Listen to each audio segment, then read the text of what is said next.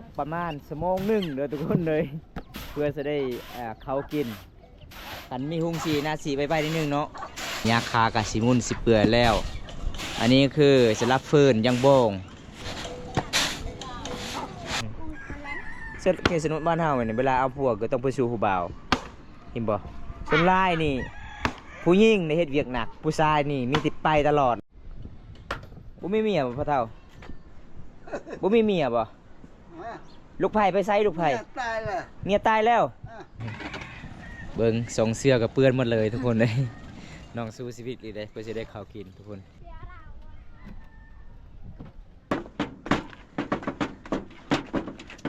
เรียนเมื่อไรเนาะชีวิตเขาเนาะ เป็นหมู่บ้านที่บุมีน้ำประปาคือแบบนี้เลยทุกคนเลยเฮ็ดเวียกลายเลยตามเขานึ่งเขาตักน้ำหลังจากตักน้ำแล้วคือไปอาบน้ำหรือว่าไปเกลือหมูอาบน้ำเลยเนาะอากาศยามแรงช่วงนี้ก็ใกล้สิฮอดหน้าหนาววิถีชีวิตสาวลาวคือแบบนี้แหละทุกคนเลยวันนี้ตามติดวิถีชีวิตสาวลาวเต็มที่เพื่อ FC ดีครับชมโอ้ขึ้นได้บ่ ครั้งหนึ่งนักครั้งหนึ่งบ่นักคู่ใหญ่คู่น้อย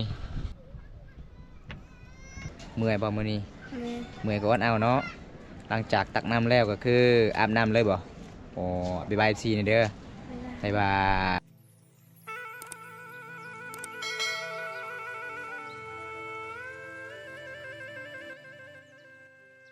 โอ้ผู้สาวขยันนี่เนาะจะไปไสนี่นะผู้สาวตามข่าวบ่อ๋อทุกคนมื้อนี้ตามติดวิถีชีวิตสาวสุขเด้อ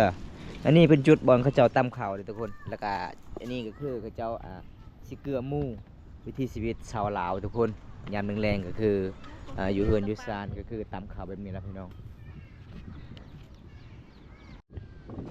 เอาตอนนี้น้องว่าตามโคกเขาเจ้าบ่ถนัดก็เลยถนัดโคกตัวเองทุกคนยามแรงๆนี่สาวสุกกับตามข่าวแต่ละเถื่อบอมตามมากกับบ่เคยน้องตามข่าวเลยทุกคนเข้าให้บ่อ๋อตอนเช้าก็ตามตอนแรกก็ตามเนาะเพื่อนน้องบ่มีห้องสีเลยทุกคนเป็นยังไงถนัดเลยบ่จะตั้งนะ เอาน้องตามข่าวก่อนเด้อทุกคนถ้าใครอยากซอยน้องตามข่าวมาได้เด้อน้องยังโสดต้องการคู่ฮักคู่แท้ตอนนี้ใกล้สิฮอดหน้าหนาวโดยทุกคนนี่แหละวิถีชีวิตสาวลาวบ้านเฮาขันบ่ตำข้าวกับบ่มีข้าวกินอันนี้สำหรับตำยันแรงก็คือมาเช้ามื้ออื่นทุกคนเห็นบ่พี่น้องเป็นวิถีชีวิตแบบบ้านๆชนบทบ้านเฮาบ้านน้องบ้านนาสาวลาวพามังกรโดยทุกคน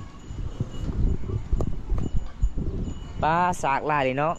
อันนี้ก็สากมันบ่แม่น มาทุกคนมาในซีนี่เด้อถ้าใครมักสาวสุกมาตำซอยนี่เด้อตำข้าวนำกันเด้อใครมักสุกกับมาซอยตักนี่ สุกตะบันเกิน เอาให้บอกทุกคน ได้เอาตำข้าวให้เด้อทุกคน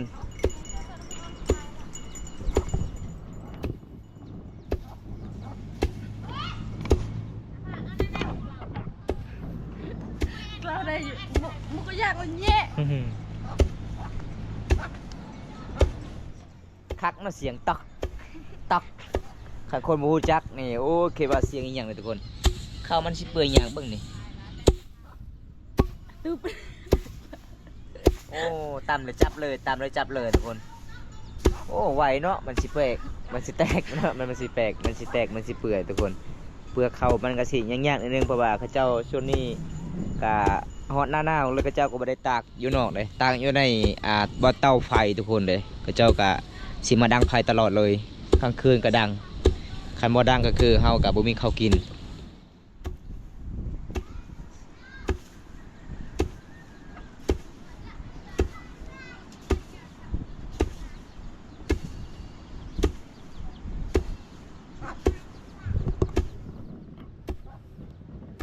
ประมาณจังนาทีเนาก็ดังไปว่าบ่ฮู้เลย เห็น นบอกขยันเด้อทุกคนสาวสุขเด้อสาวสวยหมู่บ้านนี่พี่น้องมีติสาวสุขเด้อตอนนี้ยังโสดเพิ่นว่าต้องการคู่ฮักคู่แท้ถ้าบ่ได้มักน้องก็คือมาตำข่าวซอยน้องก่อนเพิ่นว่าสิลดขาดองให้ขาดองคือ500,000กีบเด้อมื้อนั้น เบิ่งทางโน้นก็คือเจ้าตำข่าวหมดทุกคนเห็นบ่บรรยากาศยามแรงๆบางคนก็อุ้มลูกก็ไปนำอากาศก็เริ่มหนาวโอ้ยพี่น้องเอ้ยยังแล้วบ่อ๋อสิพัดออกก่อน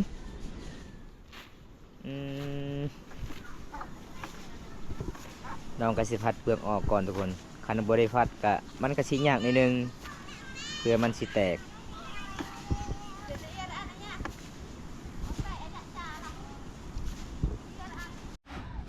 เอาพัดเข้าเห็นบ่แอวก็อ่อนเด้บ่ได้แข็งเด้ เพราะว่าผู้สาวโสดอันนี้เอาออกเลยบ่นี่บ่มันก็ใส่อยู่ในโคกต่อข้าวให้ยังคือเปลือกมันดำมันเลยซะซุงโดยมาห้ามเข้ามาห้ามก็คือเข้าเลือดได้ มีชื่อเข้าเลือดเด้อทุกคนเด้เบิ้งหมู่กำลังสึงนะ หมู่เจ้าบ่นั่นบ่คักนี่เนาะ หมู่สาวสุกนี่โอ้ยลายตุยเลย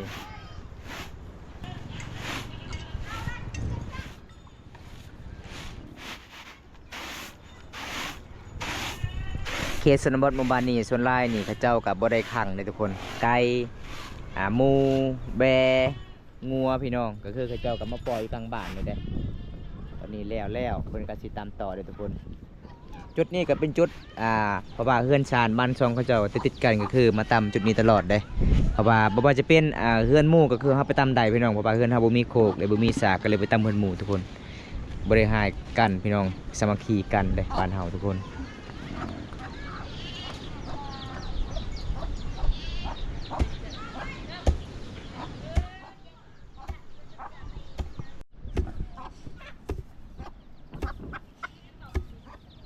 ประมาณ4 เทื่อเนาะ4 เทื่อพัดมันก็แล้วเลยเด้อทุกคนอันนี้ก็คือขั้นตอน2 เทื่อแล้วตำหลังจากตำแล้วก็คือพัดแล้วก็ขั้นตอนที่3คือพัดเอาห่ำเลยทุกคน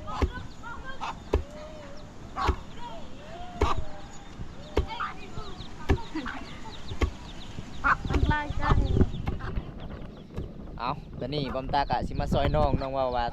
ตำมาไว้แล้วทุกคนเพราะว่าคำบ่ได้ซอยน้องก็บ่ได้ถ่ายวิถีชีวิตน้องทุกคนก็เลยบอมตากะสิมาซอยน้องก่อนสิตำเป็นหรือบ่ยามแรกนี่ทุกคนไปทำส่วนกันเลยพี่น้อง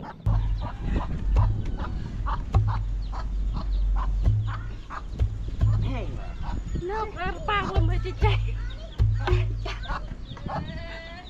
ไก่กลางมันเลย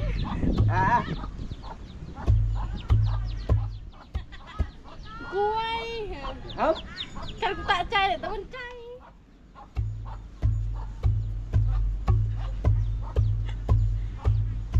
ตะวันกองร้ายเลย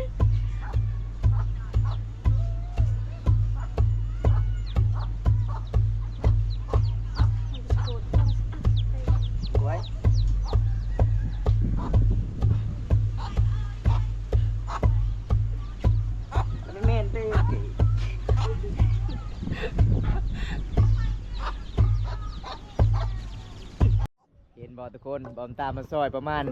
2 นาทีไกลสิแล้วเลยเด้อยังบ่แล้วอีกโอ้ต้องเปลี่ยนพี่น้องเอ้ยน้องกะสิเปลี่ยนสากก่อนเพิ่นว่าสากนั้นมันต่ำมันเลิกโพด เอาสากตัวนี้สากตัวใหญ่ๆมันบ่เลิกเนาะ สากตัวน้อยนี่มันเลิกมันเข้าคักเอหลีเลยทุกคน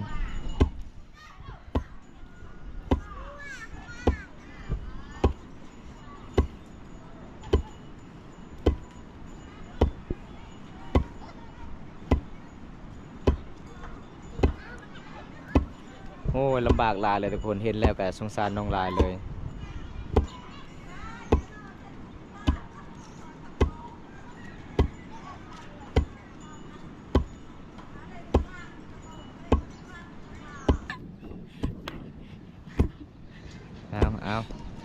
ไก่สิเลียเลยเด้อทุกคนนี่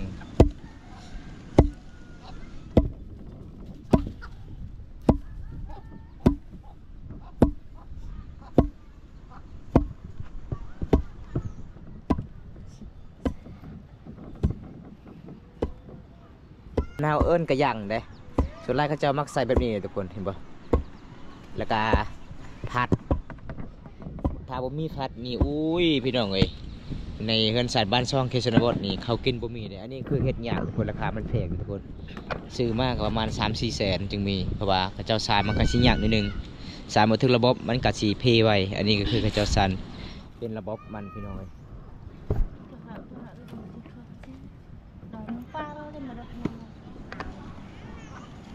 แล้วเนาะวันนี้เนาะโอ้แล้วก็คือน้องก็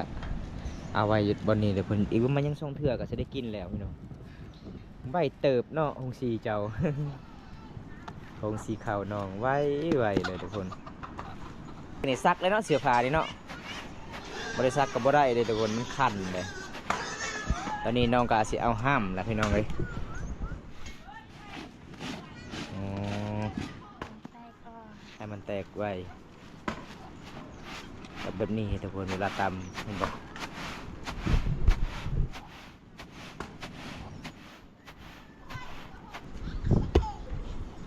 เอาขั้นตอนที่3จักขั้นตอนทุกคนมื้อนี้ก็ติดตามเต็มทีเลยมื้อนี้อันนี้คือขั้นตอนที่3แล้วน้องสิมาตำรอบที่3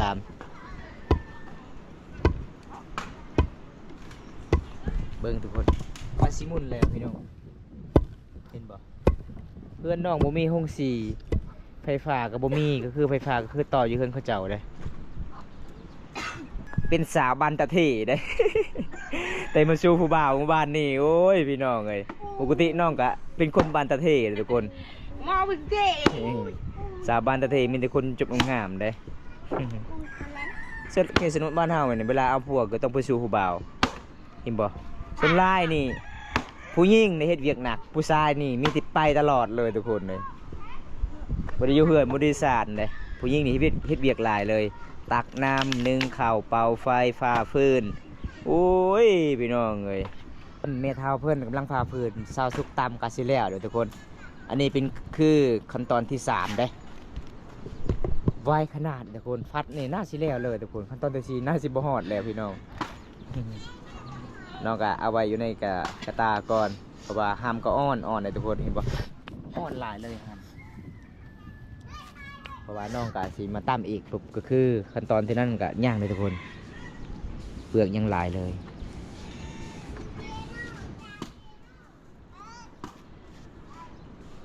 โอ้อันนี้คือต่อใหม่ทุกคนน้องตำแล้วก็คือเอาไว้จุดนี้เลยคือน้องก็สิมาผัดบัดเดียวเลยก็แล้วเลยพี่น้องเลยตอนนี้ประมาณ10ปลายนาทีเลยทุกคนบอมตา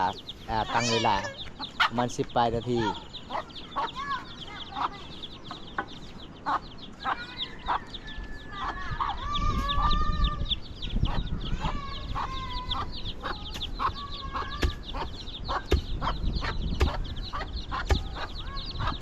เห็นแล้วก็เมื่อยทุกคนชีวิตสาวลาวเห็นบ่แต่ละคนคือแบบนี้เด้ยำแรงบางคนกับพาเพื่อนนึ่งเขาบางคนกับตำหูบบางคนกับว่ามีแน่ๆทุกคนเลยวิถีชีวิตแบบบานๆพี่น้องแบบเดิมๆเลย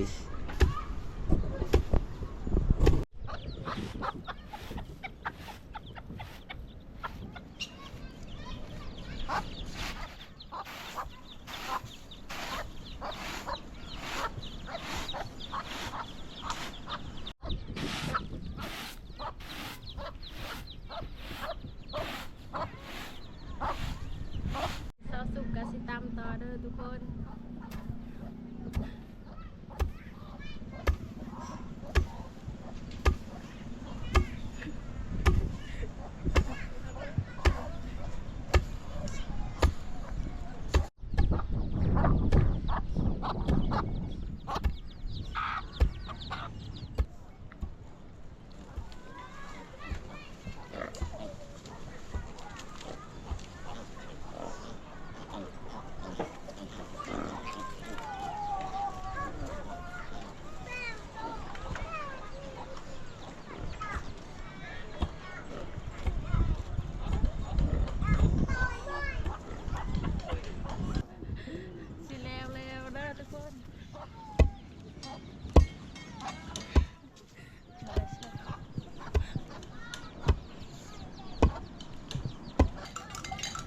กาสิพัดอีกเด้อทุกคน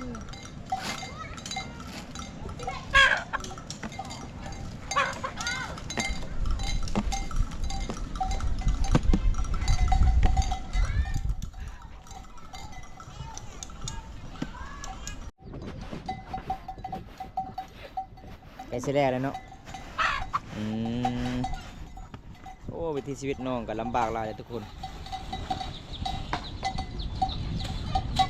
ต้องคอยผัดแบบนี้เลยเบิ่งส่งเสื้อกับเปื้อนบ่มีหงสีแบบนี้ล่ะพี่น้องถ้ามีหงสีน่าสิไว้อยู่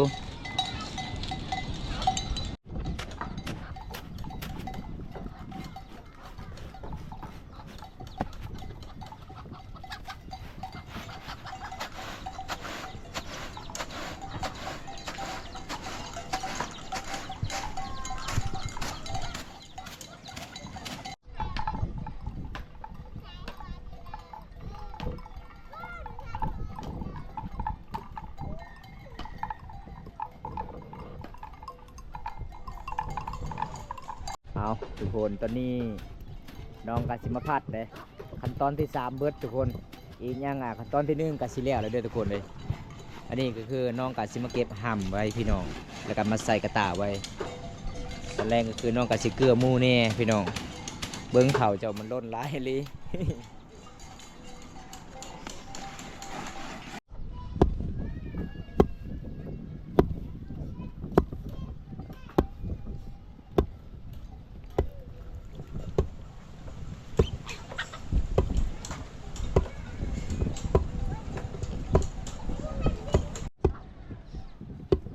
ตอนนี้กาสิแล้วเลยทุกคนขั้นตอนที่4มันกาสิเริ่มแล้วพี่น้องเลยเพราะว่าเม็ดขาวก็จะเป็นสีขาวๆเห็นบ่พี่น้อง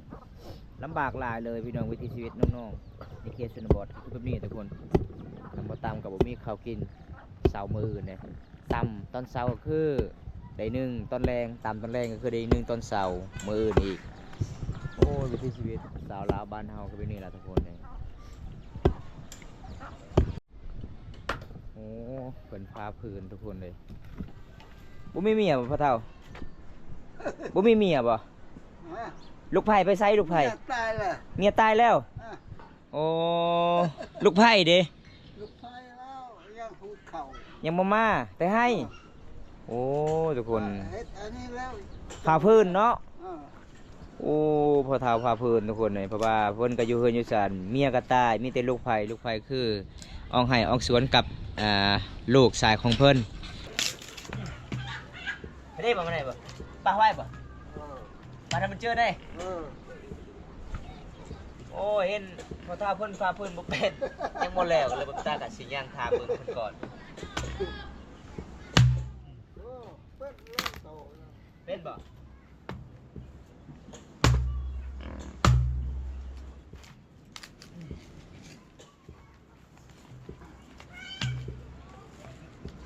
เมียตายจะด้นเลยบ่เมียเจ้าน่ะตาย3 ปีแล้ว3 ปีแล้วทำบริเฮ็ดเวียกลูกไผ่ให้บ่เจ้านึ่งข้าวบ่ชาวมอดเขาเอาแล้วชาวคนเขาอยู่เพื่อนเขาแล้วโดแล้วเนาะมานี่เนาะพะเฒ่าเนาะแล้วเนาะสินึ่งข้าวบ่นึ่งข้าวยำแรงบ่นึ่งข้าวโอ้เพิ่นฟ้าเพิ่นบ่เป็นทุกคนเพิ่นก็สินึ่งข้าวเอาไว้อยู่ตารางว่าเพิ่นบ่มีเมียเด้ลูกสาวของเพิ่นลูกชายเพิ่นก็คือไปเฮ็ดงานอยู่เวียงจันทน์เพิ่นอยู่ผู้เดียวนี่ทุกคนเห็นบ่เพิ่นนึ่งข้าววิถีชีวิตเขตชนบทหมู่บ้านนี้แบบนี้ล่ะพี่น้องครับบ่เฮ็ดก็บ่มีข้าวกินได้ลูกไผ่ก็บ่ได้ซอยก็คือเขาเจ้าหายเอาตอนนี้สิแล้วเนาะบัดนี้เนาะโอ้เริ่มข่าวเลยเด้อทุกคนตกประมาณ1 ชั่วโมงเด้อทุกคนเลยเพื่อจะได้เขากินกันมีหุงสีหน้าสีไปนิดนึงเนาะ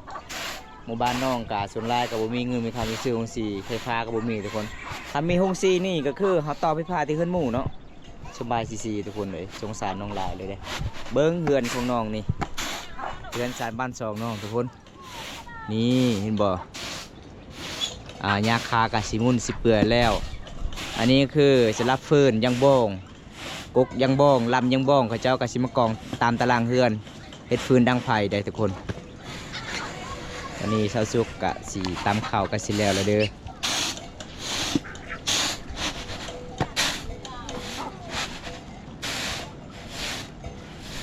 หลังจากตามแล้วคือเอาไว้ในกระต้า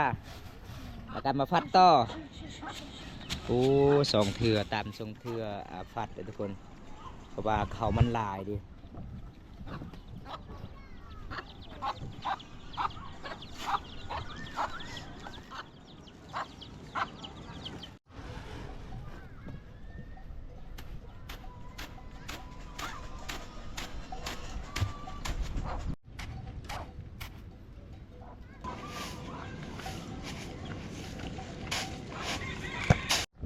เอาทุกคนตอนนี้สิแล้วน้องตามเขาน้องกะสิมาอ้อมแบบนี้เลยได้ เบิ้งทรงเสื้อกับเปื้อนหมดเลยทุกคนเลย น้องสู้ชีวิตเลยได้เพื่อจะได้ข้าวกินทุกคน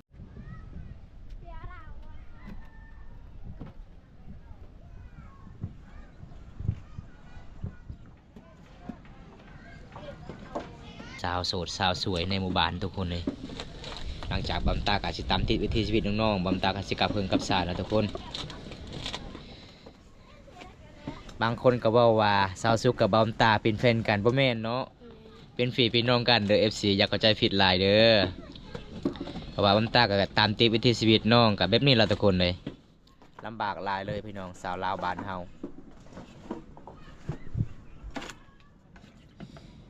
เข้าให้บ่เข้าใหม่เนาะแม่นอ๋อ อัน หอมลายเด้อทุกคนก็เขาไว้ หอมเลยทุกคนเลยเวลาช่วยข้าวปั้นข้าวต้องแบบนี้เนาะต้องเฮ็ดให้มันแน่นเลยทุกคน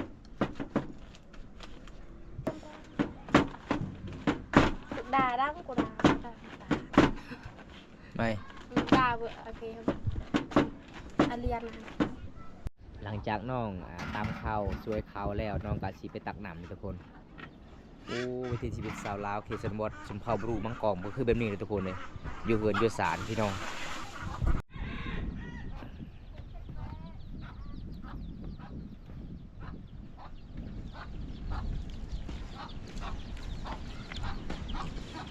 เมื่อไรเนาะชีวิตเขาเนาะ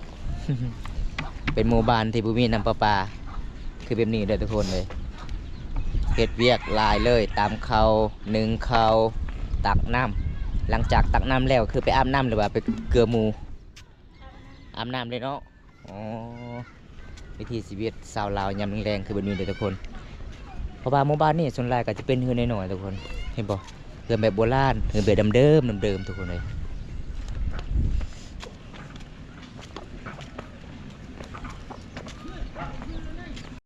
เบิ่งทุกคนบรรยากาศยามแรงทุกคนเลยเวลาข้าเจ้าสิอาบน้ำก็คือข้าเจ้าต้องนึ่งน้ำก่อนเลยทุกคนเห็นบ่พี่น้องต้องต้มน้ำก่อนประมาณหนึ่ง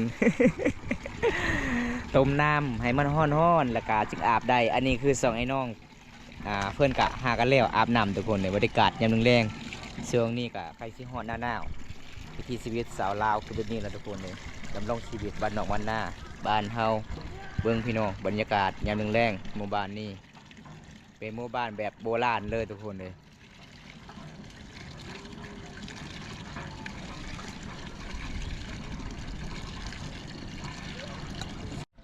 เอาตัวนี้ก็แล้วสุดตักน้ำโอ้ยลำบากหลายเลยทุกคนวิถีชีวิตสาวลาวทุกคนเลยวันนี้ตามติดวิถีชีวิตสาวลาวเต็มที่เพื่อ FC ดีครับชมบ้านเฮากับสาวบ้านเฮาดำรงชีวิตบ้านนองบ้านนาเฝ้ามองกองเมืองนองแขวงสวรรณเขตเด้อทุกคนคันบ่เฮ็ดกับบ่มีกินพี่น้องต้องเฮ็ดแบบนี้เมื่อยก็อดเอา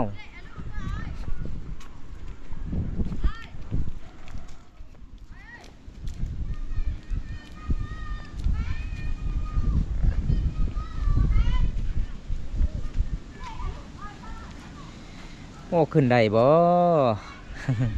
ข้างหนึงนักข้างหนึงบ่นักขุใหญ่ขุน้อยนี่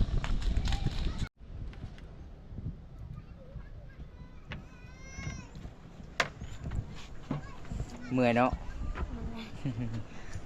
เมื่อย เมื่อยก็อดเอาเด้อทุกคนสาวลาวเขตนี้ก็คือแบบนี้แหละดำรงชีวิตต้องสู้พี่น้องให้ช่วยเวียกอีพ่ออีแม่ตอนเป็นสาวโสดหลังจากเอาผัวแล้วก็คือเฮ็ดเวียกอีพ่ออีแม่บ่ได้เด้อทุกคนเลยไปสู่ผู้บ่าวส่วนหลายสาวลาวเขตนี้เอาสาวสุกกันได้ขอกลับกันเด้อ โดย ขอขอบใจหลายที่พาอายได้รับชมวิถีชีวิตน้องเนาะเมื่อยบ่มื้อนี้ เมื่อย เมื่อยก็อดเอาเนาะหลังจากตักน้ำแล้วก็คืออาบน้ำเลยบ่โอ้บ๊ายบายซีนี่เด้อ ไม่ได้ บายบายเอาทุกคนมื้อนี้บุญมีหยังไรสิพา FC ที่รับชมคลิปนี้แต่ต้นจนจบก็ขอให้อยู่ดีมีแรงขอให้ร่ำให้รวยเด้อทุกคนเลยบอมตาก็สิตามติดวิถีชีวิตในหมู่บ้านนี้ก็ตกเป็นมื้อหนึงเลยทุกคนเลยเพราะว่าบอมตาก็เดินทางก็แต่หมู่บ้านประมาณ 10 โมงเช้าแล้วก็ฮอดหมู่บ้านนี้ก็คือ 2 โมงแรงก็เลยเป๊ะได้พอสาวลาวดำรงชีวิตบางคนก็พาฟืนบางคนก็นึ่งข้าวบางคนก็ตำข้าวบางคนตักน้ำพี่น้องเอ้ยบ้านเฮาก็สาบ้านเฮาดำรงชีวิตคันบ่เฮ็ดก็บ่มีกินเด้อทุกคน จะได้บอมตากสิปิดไว้สักนี้ก่อนคลิปนี้ถ้าบ่ได้รับชมคลิปนี้แล้วก็ฝากกดไลค์กดแชร์กดติดตามให้เด้อพี่น้องฝากเป็นกำลังใจให้บอมตาเฮ็ดคลิปตอนต่อไปอัปเดตวิถีชีวิตสาวลาวเอาคลิปหน้าพบกันใหม่ขอกล่าวคำว่าสบายดีบ้านสวนไปกันเด้อบ๊ายบาย